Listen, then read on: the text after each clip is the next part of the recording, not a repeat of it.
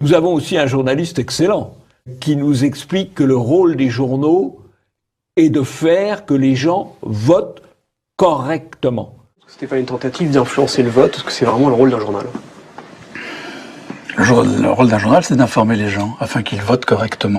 Enfin, un petit aveu formidable d'un sondeur qui nous dit « On a installé dans l'opinion l'idée de la présence de Macron au second tour. » Voilà. On a installé dans l'opinion.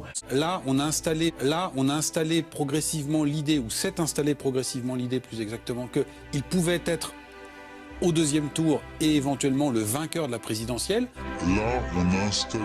Et effectivement, Macron a été fabriqué par les instituts de sondage et par les médias qui en ont beaucoup parlé, ce qui l'a fait monter dans les sondages, et comme il montait dans les sondages, ça a conduit les médias à en parler davantage.